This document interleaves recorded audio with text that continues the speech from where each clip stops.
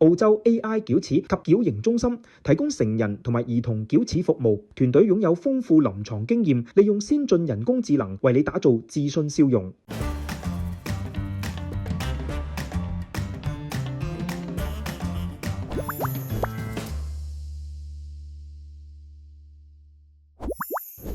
大家好，今日我哋繼續請嚟悉尼嘅眼科專科醫生 Dr. Kenny Chan 為我哋破解眼科嘅醫學迷思。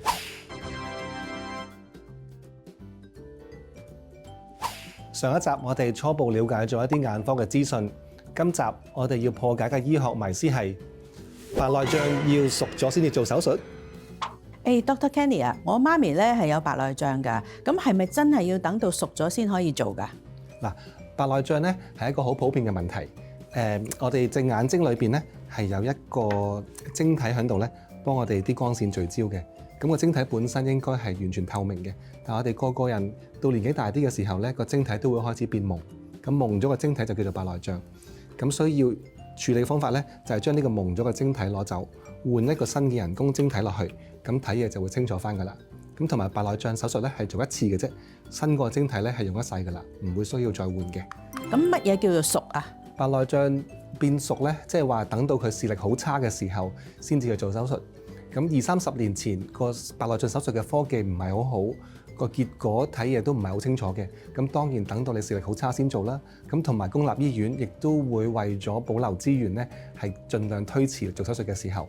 但係白內障手術而家係一個好先進、成熟同埋安全嘅科技。咁所以咧做完之後咧，我哋睇嘢一般都好清楚嘅。咁所以冇必要等到視力好差先做，因為你早啲做咪早啲享受好啲嘅視力咯。咁同埋做白內障手術嘅時候咧，同一時間我哋係可以矯正你嘅散光啦，同埋如果你好深近視或者遠視咧，亦都會同一時間矯正埋嘅。咁所以咧做完手術之後，你對眼鏡嘅需求亦都會減少好多嘅。我又想問下啦，兩隻眼都有白內障，咁做手術係咪同時做㗎？嗱，白內障手術咧，兩隻眼通常都會分開嚟做嘅。咁但係兩隻眼相距嘅時間咧，唔需要好長嘅。特別係如果你本身係有好深近視或者遠視，咁我哋做完手術之後咧，呢個基本上係會矯正咗嘅。咁你喺兩隻眼做手術嘅期間，係個視力會比較尷尬嘅，因為個度數相差好遠。咁所以咁嘅情況之下咧，我哋兩個手術係會好近就會做，咁你可以視力快啲復原咯。Dr. Kenny 啊，我媽咪有白內障啦，咁會唔會我都有白內障？係唔係個個人都可能會有白內障㗎？係啊，因為嗰個晶體咧，頭先講應該係透明嘅，但係每一個人去到60-70歲咧，到個晶體一定會開始變朦㗎啦。咁所以我哋個個而家都長命啲，咁所以做白內障手術咧，基本上係一個遲早嘅問題。咁而如果我哋身體有其他嘅病啦，咁係有可能令到嗰個白內障咧係早啲發生嘅。咁例如你有家族史啦，或者隻眼有其他嘅病，咁就令到個晶體早啲變朦，咁就會早啲需要做手術咯。Dr. Kenny 啊，咁有啲人咧又有白內障又有青光眼，咁究竟兩樣嘢有咩分別啊？嗱，青光眼咧基本上係一個唔同嘅問題嚟嘅。咁眼球咧裏邊係有個壓力嘅，好似個波咁有個壓力嘅。咁如果呢個壓力太高，即係好似個波泵得太行咁樣嘅話咧，係可以壓傷眼後邊嗰個視覺神經線。咁而呢個視覺神經線受損咧，就叫做青光眼。佢係一個長期嘅病，同埋係會慢慢惡化嘅。即係如果你唔理青光眼嘅話咧，佢係會越嚟越差。咁而青光眼神經線受損嘅時候咧，係影響我哋個視野嘅，即係我哋睇嘢冇咁闊，會窄咗。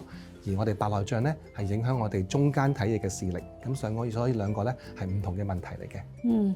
青光眼痛唔痛㗎？青光眼咧通常都係冇感覺嘅，因為嗰個眼球裏邊嘅壓力咧係慢慢升高，我哋係唔會感覺到嘅。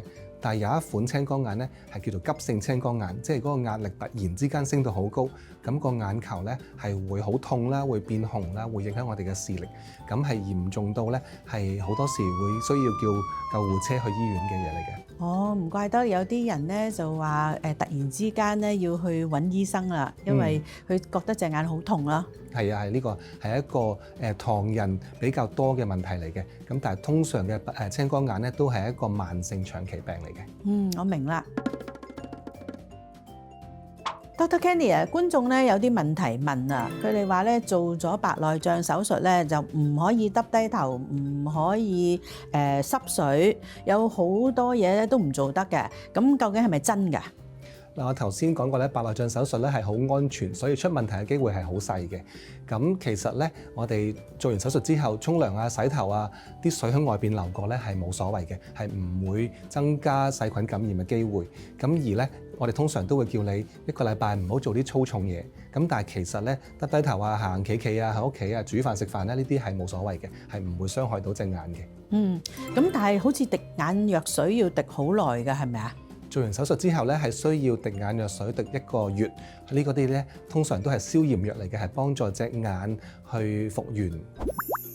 今日我哋嘅時間都差唔多啦，下一集我哋會繼續請 Dr. Kenny 為我哋破解醫學迷思。